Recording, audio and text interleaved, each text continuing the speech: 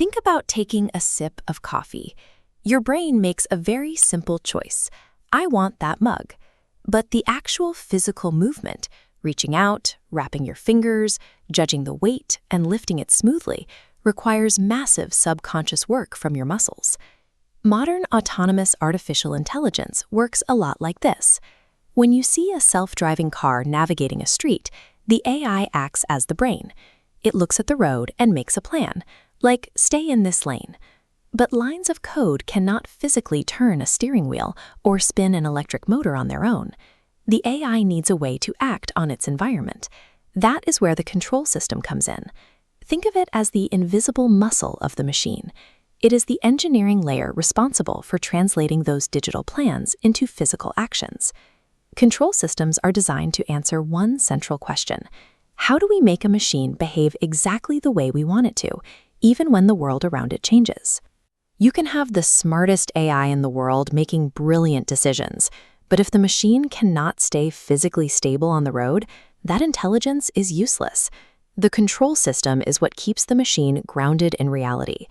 The simplest way to make a machine do something is to give it a command, step back, and hope for the best, without ever checking if it actually worked. This diagram shows what that looks like. We put in an input, a timer runs, and we get an output. Engineers call this open-loop control. Think of a microwave. You punch in 2 minutes, and it runs for 2 minutes. It is completely blind to the actual state of your food. It does not know if your soup is still frozen or if it is boiling over. If a self-driving car relied on open-loop control, it would calculate a path, drive forward blindly, and drive straight off a curve the moment the road changed. To fix this blind execution, we have to give the machine a way to observe its own actions. We do this by introducing something called feedback. Now, look at this circular flowchart. The action flows to a sensor, and a feedback arrow loops right back to the start to correct the input. A household thermostat works exactly like this. It actively measures the room's temperature, compares it to your goal, and turns the heater on or off to fix the difference. We call this a closed-loop system.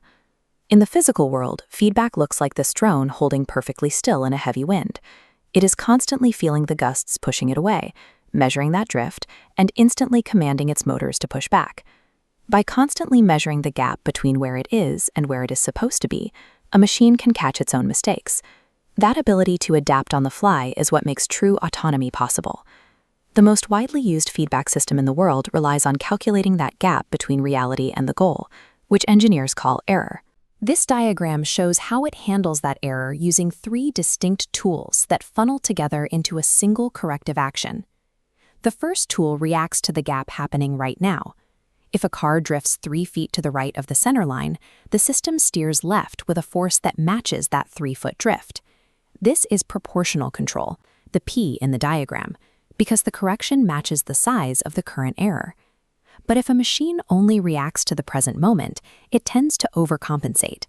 The car steers left to fix the drift, accidentally crosses the center line, and then has to swerve back to the right, creating a dangerous wobble. To fix that, the system looks at errors that have been building up in the past. Imagine a car struggling up a steep hill, staying slightly below its target speed. The system notices this lingering gap and gradually presses the gas harder. Engineers call this integral control, the I, because it adds up those past mistakes to find the right steady speed. The final part predicts the future by looking at how fast the gap is shrinking. If a drone is flying towards its target really quickly, the system senses that high speed and applies the brakes early so it stops gently on the mark. This is derivative control, the D, and it acts like a stabilizer to prevent overshooting. By combining these 3 elements, the machine achieves a smooth balance.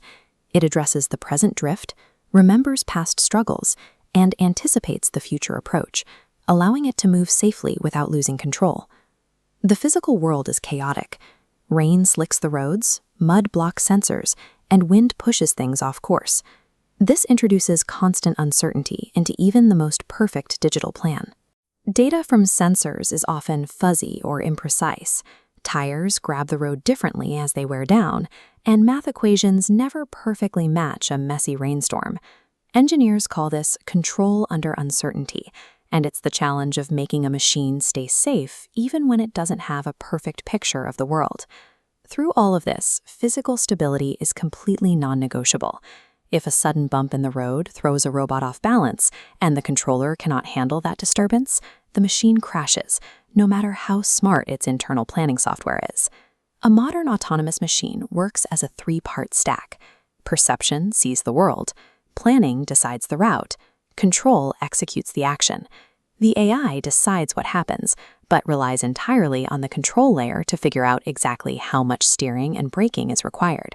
Next time you see a machine smoothly navigate a busy street or a drone gracefully hold its position in the sky, look past the cameras and the sensors. Behind every intelligent movement is the invisible muscle of a control system, quietly working to keep the machine perfectly on track.